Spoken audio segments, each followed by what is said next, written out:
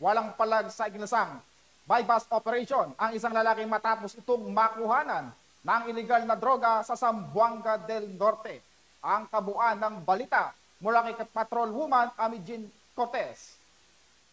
Tinatayang 13,600 halaga ng shabu ang nasabat sa suspect sa isang bypass operation ng Liloy MPS, katuwang ang Regional Drug Enforcement Unit 9, Provincial Drug Enforcement Unit Zamboanga del Norte, at 2nd Zamboanga del Norte Provincial Mobile Force Company sa Purok San Jose, Barangay Baybay, Liloy, Zamboanga del Norte, nito lamang ika-12 ng Mayo taong kasalukuyan.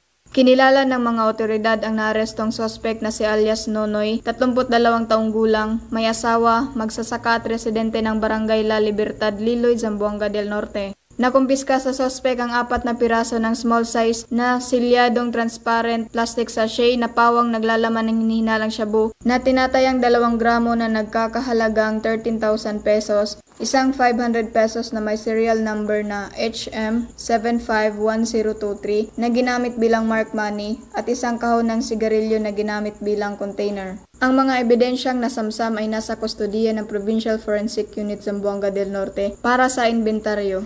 Kasalukuyang nasa kustodiya naman ng Liloy MPS ang suspect para sa tamang dokumentasyon at disposisyon. Maharap ang suspect sa kasong paglabag sa RA 9165 o Comprehensive Dangerous Drugs Act of 2002. Ang Pambansang Pulisya ng Pilipinas ay patuloy na paiigtingin ang kampanya kontra iligal na droga at kriminalidad para sa mas mapayapang bansa at ligtas na komunidad para sa umuunlad na bagong Pilipinas dahil gusto ng pulis, ligtas ka. Mula dito sa Zamboanga Peninsula, ako inyong PNN Correspondent, Patrolwoman Amijin Cortez, alagad ng batas, tagataguyod ng Balitang Pulis. Maraming salamat, Patrolwoman Cortez.